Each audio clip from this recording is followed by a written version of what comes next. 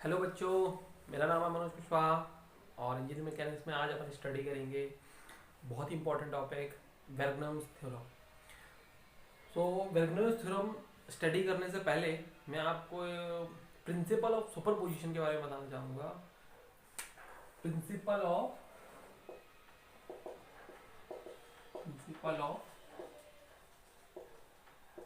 Superposition. So principal of superposition क्या कहता है? It states that the net response caused by two or more force is the sum of response that would have been caused by each force individually. Means suppose x direction में number of force लग रहे हैं, x या y या किसी भी direction में number of force अगर लग रहे हैं, सो उन इंडिविजुअल फोर्स का जो रिस्पॉन्स होगा उस डायरेक्शन में वो किसके बराबर होगा? जो उन फोर्सेस का जो समेशन होगा, नेट फैक्ट वो फोर्स दिखाएगा। मींस सपोज किसी डायरेक्शन में नंबर ऑफ फोर्स लग रहे हैं F1, F2, F3, F4।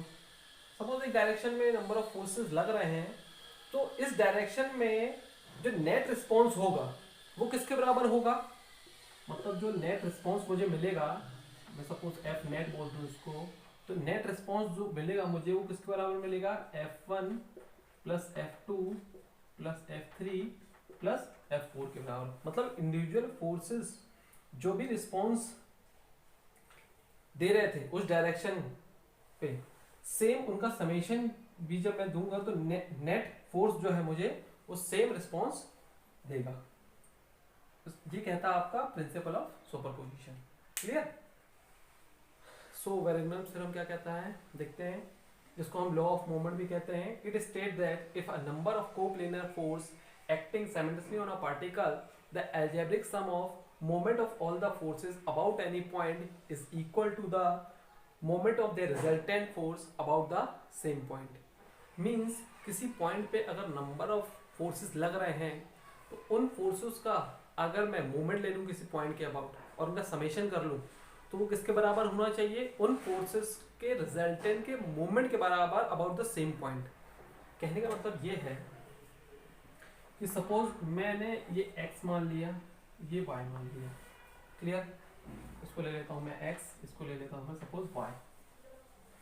अब एक फोर्स मैं ले लेता हूं, सपोज ये पॉइंट O है, O पॉइंट से एक फोर्स मैं ले लेता हूं सपोज P। क्लियर? एक फोर्स ले लेता हूं मैं सपोज Q। ये मैंने PQ2 फोर्स ले लिए। In force number of force ले सकते हैं, मैं दो फोर्स के लिए बात कर रहा हूं कि इन दोनों फोर्सेस का सपोज मैं मोमेंट निकालता हूं इस पॉइंट के अबाउट। सपोज ये पॉइंट है A। अब इस पॉइंट के अबाउट अगर मैं इसका मोमेंट निकाल रहा हूं तो एक क्या आएगा? फोर्स इंटू परपेंडिकुलर डिस्टेंस, ये P into perpendicular distance suppose मैं बोल लेता हूं ये है D1। क्लियर? तो कितना आएगा? P into D1। सिमिलरली यहां पर इस फोर्स का परपेंडिकुलर डाल देता हूं मैं, तो फोर्स इंटू परपेंडिकुलर डिस्टेंस, इसको मैं नेम दे देता हूं D2। तो ये मोमेंट कितना हो जाएगा इस फोर्स का? इस पॉइंट सेम पॉइंट ए के अबाउट कितना जाएगा? Q into D2। ऐसे नंबर ऑफ फोर्सेस का मैं इस पॉइंट के अबाउट मोमेंट ले लूं और इनका जब सम करूं मैं, तो ये किसके बराबर होना चाहिए? उन सारे फोर्सेस के रिजल्टेंट के मोमेंट के बराबर। मतलब सपोज ये दोनों फोर्स है, इनका मैं रिजल्टेंट की बात करूँ तो सपोज इसका रिजल्टेंट यहाँ से पास हो रहा है। क्लियर? इसका डेरिवेशन अभी करेंगे तो मैं आपको और अच्छे से कराऊंगा, लेकिन मैं बता रहा हूँ वेर्ग्नम्स थ्योरम कहता क्या है। तो इनका जो रिजल्टेंट है, सपोज ये R रिजल्टेंट है, तो इस रिजल्टेंट ये इन दोनों फोर्सेस का रिजल्टेंट है। नंबर ऑफ फोर्स होंगे तो नंबर ऑफ फोर्सेस का रिजल्टेंट निकालेंगे। तो इस रिजल्ट का इस सेम पॉइंट के अबाउट जो मूवमेंट होगा, मतलब यहां से मैं परपेंडिकुलर डालूं, इसको ले लेता हूं सपोज मैं लेंथ D, तो इसका मूवमेंट कितना होगा रिजल्टेंट का? R इंटू D रिजल्टेंट होगा इन दोनों फोर्सेस का, तो इसका मूवमेंट कितना होगा? R into D। सो वेर्ग्नम्स थ्योरम यही कहता है कि जो फोर्सेस लग रहे हैं किसी पार्टिकल पर, उनका अगर मैं किसी पॉइंट के अबाउट मूवमेंट लेता हूं उनका अगर अलजेब्रिक सम कर रहा हूं मैं तो किसके बराबर होगा, उन फोर्सेस के रिजल्टेंट के मोमेंट के बराबर अबाउट द सेम पॉइंट। देखिए इन फोर्सेस का रिजल्टेंट मैंने निकाला और सेम पॉइंट के अबाउट ये मोमेंट है, इसके बराबर होगा इनका अलजेब्रिक सम का मोमेंट। क्लियर, थ्योरम समझ में आया। चलिए अब इसका प्रूफ देखते हैं। सो ये मैंने ड्रॉ कर लिया है, मैं इसको एक्सप्लेन कर देता हूँ। देखिए ये मैंने एक्स वाई प्लेन लिया है, ब्लैक कलर से आपको दिख रहा है। इसमें मैंने सपोज ओ ए एक लाइन माना है जो कि मैग्नीट्यूड और डायरेक्शन दर्शा रहे हैं एक फोर्स पी का। क्लियर, सिमिलरली ओ बी मैंने एक लाइन माना है जो कि क्यू मैग्नीट्यूड दर्शा रहा है, ओ बी लाइन जो है मैग्नीट्यूड डायरेक्शन दर्शा रहे हैं क्यू का, फोर्स क्यू का। सो अगर देखिए मैंने इसको पी जो लाइन है इसको अल्फा डिग्री से इंक्लाइन किया है एक्स एक्सिस से, और बीटा से इंक्लाइन किया है क्यू फोर्स को एक्स एक्सिस से। सो अगर मैं इसको देखिए यहाँ पर ये पी और क्यू जो मैंने बनाया है, तो इन दोनों फोर्सेस का अगर मैं रिजल्टेंट की बात करूँ तो पैरेललोग्राम लॉ ऑफ फोर्स हम जानते हैं कि इसके पैरेलल मैंने ये लाइन खींची, इसके पैरेलल ये लाइन खींची, तो इनका जो डायगोनल है वो रिजल्टेंट को शो करेगा। सो इस रिजल्टेंट का सपोज मैंने डायरेक्शन जो लिया है एक्स एक्सिस से जो एंगल लिया वो थीटा मान लिया। अब देखिए मुझे मोमेंट निकालना है इस पॉइंट के अबाउट। सपोज ये मैंने पी ले लिया, इसको चेंज कर देते हैं ना, पी अपन ले चुके हैं फोर्स, तो इसको मैं नेमिंग कर देता हूँ सपोज जेड, कुछ भी नेमिंग कर सकते हैं। तो अब देखिए यहाँ पर ये जो फोर्स है इससे मैंने एक परपेंडिकुलर डाला सेम प्लेन पे, है ना, एक्स वाई प्लेन ही है, इसी प्लेन पे कोप्लेनर फोर्स बोल रहे थे ना, सेम प्लेन की बात कर रहे थे। तो इसी प्लेन पे मैंने क्या किया, वाई एक्स यहाँ पर एक परपेंडिकुलर डाला जिसको मैंने डिस्टेंस मान लिया d1। इसी तरह रिजल्टेंट से परपेंडिकुलर डाला, डिस्टेंस ले लिया d, और q फोर्स से परपेंडिकुलर डाला जिसको ले लिया d2। तो अगर मैं बात करूं यहाँ पर मोमेंट की, मोमेंट ऑफ फोर्सेस, तो फोर्स का मोमेंट क्या होगा, फोर्स का मोमेंट क्या होगा अगर मैं बात करूं तो एक फोर्स कौन सा है P, इसका मोमेंट निकालने हैं अगर Z के अबाउट तो मोमेंट क्या होता है, फोर्स इनटू परपेंडिकुलर डिस्टेंस, तो P into d1, P into d1 होगा। अब इस Q का मोमेंट देखें, फोर्स इनटू परपेंडिकुलर डिस्टेंस, सो ये force Q into perpendicular distance d2, ये मोमेंट होगा। अभी अपन दो फोर्स को ही लेके प्रूव कर रहे हैं। सो ये किसके बराबर होना चाहिए, इनका जो समेशन है वो किसके बराबर होना चाहिए, इन दोनों फोर्स के रिजल्टेंट के मोमेंट के बराबर अबाउट द सेम पॉइंट। तो इनका जो रिजल्टेंट है वो r है, इसका भी मैं मोमेंट निकालता हूं सेम पॉइंट के अबाउट, तो इसका जो मोमेंट होगा ये फोर्स इनटू परपेंडिकुलर डिस्टेंस ये d, ये मोमेंट हो गया सेम पॉइंट के अबाउट। इस ये जो मोमेंट होगा रिजल्टेंट का उसके इनके अलजेब्रिक सम के बराबर होना चाहिए। यही चीज हमें क्या करनी है, प्रूफ करनी है, ये चीज हमें प्रूफ करनी है, टू प्रूफ। क्लियर, सो इसको प्रूफ करते हैं। देखिए सबसे पहले यहाँ पर तो आपको पूरा लिखना होगा जो मैंने ग्राफ का आपको डिस्क्रिप्शन दिया है कि OP एक एक्स वाई अपन एक्सिस माना है, OA अपन ने एक लाइन मानी है जो कि मैग्नीट्यूड डायरेक्शन दर्शा रही है, P फोर्स का सिमिलरली एंगल वगैरह आपको सब बताने पड़ेंगे, जैसा मैंने आपको एक्सप्लेन किया है वो आपको लिखना पड़ेगा। अब देखिए यहाँ पर ये मैंने अल्फा ये जो लिया है अल्फा P, तो यहाँ पर ये भी एंगल अल्फा होगा, इसमें किसी को डाउट तो नहीं है, डाउट तो नहीं है ना। देखिए ये परपेंडिकुलर है, देखिए ये परपेंडिकुलर एक्सिस है P, अगर मैं इसको सीधा कर दूं तो एक्स वाई के ऊपर आ जाएगा ये। अब ये एक्स वाई से जितना मैं P को उठा रहा हूं उतना ही ये वाला जो लाइन है, ये वाला जो फोर्स है, आप देखिए जितना ये मैं इसको उठा रहा हूं उतना ही ये लाइन क्या हो रही है, वाई एक्सिस से इंक्लिनेशन पे आ रही है, नहीं तो ये सीधी थी, इंक्लिनेशन पे आ गई, मतलब जितना एंगल ये होगा उतना ही एंगल ये होगा। सिमिलरली अगर रिजल्टेंट के साथ ये जो एंगल बना रहा है ये कितना होगा, थीटा होगा कि नहीं होगा, और यहाँ पर ये Q के साथ जो एंगल बना रहा है वो कितना होगा, बीटा, किसी डाउट तो नहीं है। जैसे ये बीटा आपका एक्स एक्सिस से बना रहा है Q, तो Q आपका सपोज ये जो Q फोर्स है, ये जो Q फोर्स है आपका, ये सपोज एक्स एक्सिस पे होता है, ऐसा कोई एंगल नहीं था, अब ये बीटा एंगल पे गया, ये वाली जो एक्सिस है ये भी वर्टिकल से उतना टिल्ट कर गई ना बीटा, ठीक है ना। अब देखिए इसको प्रूफ करना है मुझे, तो सपोज यहाँ पर P इंटू D1, सपोज मैं इसको लेता हूँ P इंटू D1, तो देखिए फोर्स क्या है आपका, यह फोर्स सपोज P, ये मैंने लिख लिया P। क्लियर। अब देखिए ये जो डिस्टेंस है D1, क्या इस D1 को मैं OZ cos अल्फा लिख सकता हूं? ऐसे समझिए, देखिए ये आपका D1 है, ये आपकी वर्टिकल लाइन है, ये आपका एंगल है अल्फा, ये इस तरह से इंक्लाइंड है हॉरिजॉन्टल से। तो अब ये O है, ये है आपका Z। सो इस OZ को अगर मैं सॉल्व करूं तो देखिए एक एक्सिस ये है, एक एक्सिस ये है ना। इस OZ को अगर मैं रिजॉल्व करूं इसके अलाउ, तो ये लेंथ मुझे मिलेगी। इसको दो कंपोनेंट बनेंगे, एक इसके अलाउ, इसके अलाउ। अगर मैं देखो इस क्वाड्रेंट को कंप्लीट करता हूं तो एक लेंथ मैं ये निकाल सकता हूं, कैसे? इस OZ को साइन कंपोनेंट में रिजॉल्व कर दूं, OZ साइन अल्फा बोलूंगा तो ये लेंथ मिल जाएगी। OZ, अभी मैं बोल रहा हूं OZ cos अल्फा, ये एंगल बना रहा है इसी के साथ अल्फा। OZ cos अल्फा जब मैं बोल रहा हूं तो मतलब ये क्या मिल रहा है मुझे, D1 की लेंथ मिल रही है। समझ में आ रहा है आपको? मैं बोल सकता हूँ ना यहाँ से D1 जो है वो कितना है आपका OZ cos अल्फा। क्लियर है? समझ में आ रहा है? तो यहाँ से मैं लिख सकता हूँ OZ cos ऑफ अल्फा। इसको देखिए यहाँ पर मैं लिख लेता हूँ OZ P cos अल्फा लिख सकता हूँ। यहाँ से P cos अल्फा क्या दर्शा रहा है? P cos अल्फा, ये देखिए P एक फोर्स है, x के अलाउंग रिजॉल्व करेंगे तो क्या आएगा? P cos अल्फा आएगा।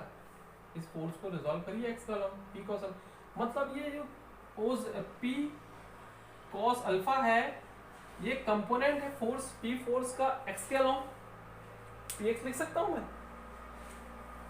समझ में आया? सिमिलरली इसको देखिए, इसको मैंने लिया है Q इंटू D2। अब यहां से देखिए Q इंटू, यहां से अगेन अब मैं इसका यूज कर सकता हूं OZ cos बीटा लिख सकता हूं। जैसे मैंने अभी इसको लिखा था OZ cos अल्फा, तो मुझे D1 की वैल्यू मिली थी, D2 की वैल्यू चाहिए। यहाँ से आप मान के चलिए कि आपको ये लेंथ चाहिए, तो सेम OZ को आप जब रिजॉल्व करेंगे, क्योंकि परपेंडिकुलर है ना, देखने में आपको लग रहा होगा पर ये परपेंडिकुलर है, तो ये इसका कंपोनेंट एक एक अलग बनाएंगे तो आपको OZ cos बीटा आप लेंगे, OZ cos बीटा आप लेंगे तो OZ cos बीटा आपको किसकी वैल्यू दे देगा? D2 की, जैसे यहाँ पर D1 की वैल्यू निकली। क्लियर? नेक्स्ट देखिए यहां से OZ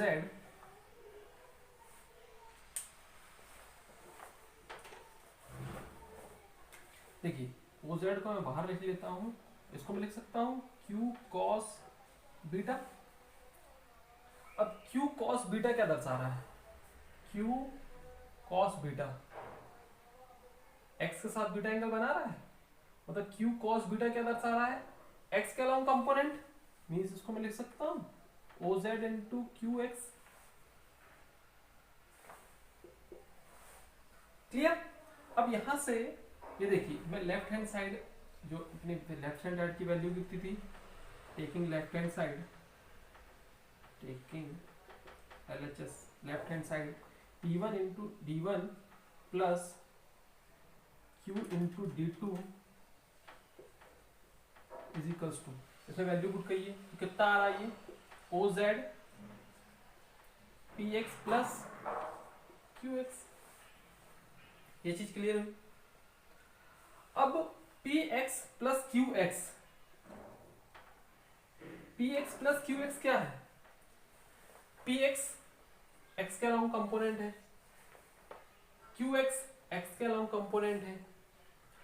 अब इन कंपोनेंट का जो भी रिस्पॉन्स होगा x डायरेक्शन में वो किसके बराबर होना चाहिए? अभी अपन ने प्रिंसिपल ऑफ सुपरपोजिशन की बात की थी, तो उसमें मैंने आपको बताया था कि जो इंडिविजुअल इफेक्ट या रिस्पॉन्स मिलता है किसी डायरेक्शन में फोर्सेस का, वही उनका जो समेशन होता है, जो उनका नेट नेट फोर्स जो होता है, जो उसका नेट रिस्पॉन्स मिलता है, वो किसके बराबर होता है? जो नेट रिस्पॉन्स मिलता है आपको वो किसके बराबर मिलता है? जो कि इंडिविजुअल फोर्स वहां पर आपको रिस्पॉन्स दे रहे हो।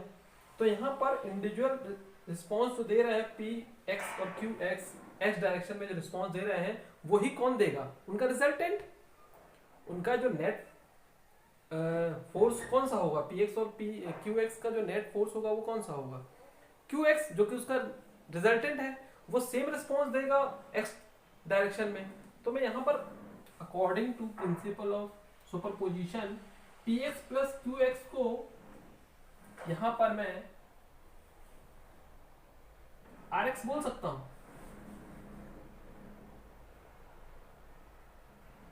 बोल सकता हूं। अब देखिए, इसको दे देता हूं इक्वेशन नंबर 1। क्लियर है यहां तक? इसको देता हूं मैं इक्वेशन नंबर 1। अब राइट हैंड साइड को थोड़ा सॉल्व कर लेते हैं। राइट हैंड साइड, तो राइट हैंड साइड पे क्या है आपका? r into D. इसको मैं लिख सकता हूं r इंटू अगेन ये d, जिस तरह से अपन ने इसको लिखा था OZ, Q के लिए लिखा था, P के लिए लिखा था, अपन इसके लिख रहे हैं D के लिए, D1 और D2 के लिए लिखा था ना। अब D के लिए लिख रहे हैं तो क्या लिख सकते हैं? OZ cos theta, OZ cos theta. D की जो वैल्यू है, अभी जैसे D1 की वैल्यू मैंने लिखी थी OZ cos अल्फा, D2 की वैल्यू लिखी थी OZ cos बीटा। अभी थीटा एंगल बना रहा है D के साथ, तो ये मैं OZ cos थीटा लिखूंगा तो मुझे ये D की वैल्यू मिलेगी ना। क्लियर? तो यहां से ये आपका OZ में बाहर ले लेता हूं OZ, तो ये कितना आपका आ रहा है? R cos theta. क्लियर? यहां से OZ और r cos थीटा क्या है? r cos थीटा कंपोनेंट है x डायरेक्शन में, उसको मैं rx लिख सकता हूं ना। r cos थीटा जो है x एंगल से थीटा बना रहा है तो कंपोनेंट है, x के अलावा कंपोनेंट है rx लिख सकता हूं। अब देखिए यहां पर इसको इक्वेशन नंबर 2 दे देते हैं। तो इक्वेटिंग इक्वेशन नंबर 1 एंड 2 आप ये बोल सकते हैं hence proved P d1 plus Q d2 is equals to R d, hence proved।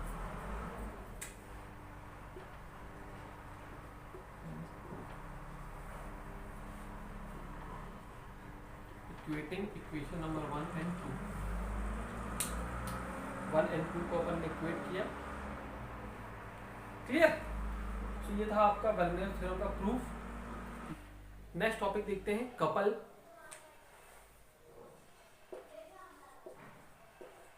Couple क्या होता है बच्चों? टू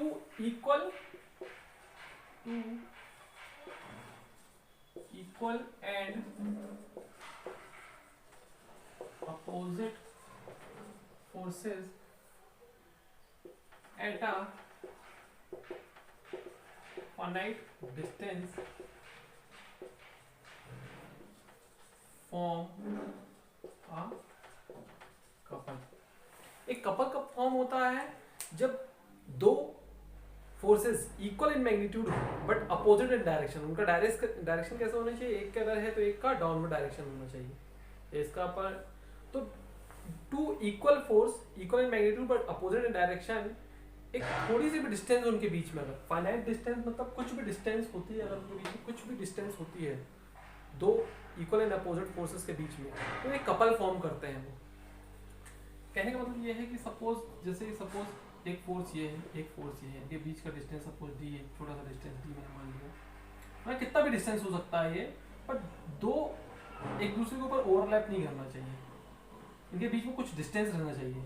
तो इनके डायरेक्शन अगर अपोजिट है, मैग्नीट्यूड सेम है पर डायरेक्शन अगर अपोजिट है तो ये कपल फॉर्म करते हैं। देखिए ये इस तरह से क्या करेगा, ये देखिए कपल फॉर्म कर रहा है। तो इसको बोलते हैं अपन, जब इस तरह का डायरेक्शन बनता है तो उसको बोलते हैं क्लॉकवाइज। एक होता है एंटी क्लॉकवाइज कपल। सपोज ये डायरेक्शन मैंने इसका नीचे कर दिया, इसका ऊपर कर दिया, तो किस तरह से घूमेगा ये? इस तरह से, देखिए घूम रहा है। उसको बोलते हैं anti clockwise. Clockwise couple, anti clockwise couple. Okay अच्छा, इनके बीच का जो डिस्टेंस होता है, सपोज एक फोर्स ये लग रहा है, एक फोर्स ये लग रहा है, इनके बीच में जो डिस्टेंस होता है ये, इसको बोलते हैं आर्म ऑफ कपल। क्या बोलते हैं? Arm of couple. Arm of couple कहलाता है ये जो लेंथ है, ये आर्म ऑफ कपल कहलाता है, इनके बीच का जो डिस्टेंस है। क्लियर? एक टर्म होता है moment of couple. Moment of couple, तो बच्चों मोमेंट ऑफ कपल क्या कहलाता है? कोई एक फोर्स ले लें अपन, दोनों फोर्स में से कोई भी एक फोर्स लेना, वन ऑफ द फोर्स ले लें दोनों फोर्सेस में से, और डिस्टेंस बिटवीन देम, ये कहलाता है मोमेंट ऑफ कपल। कोई भी एक फोर्स ले लीजिए आप, चाहे ये फोर्स ले लें चाहे ये फोर्स ले लें, और distance between both the forces, इनके बीच का जो डिस्टेंस है उसका प्रोडक्ट करेंगे तो आपको क्या मिलेगा? Arm of couple. क्लियर? तो कपल और यूनिट देख लेते हैं। कपल की यूनिट क्या होती है? फोर्स किस में होता है अपना? न्यूटन में, और डिस्टेंस मीटर में। तो कपल की यूनिट क्या हो गई? Newton metre. क्लियर?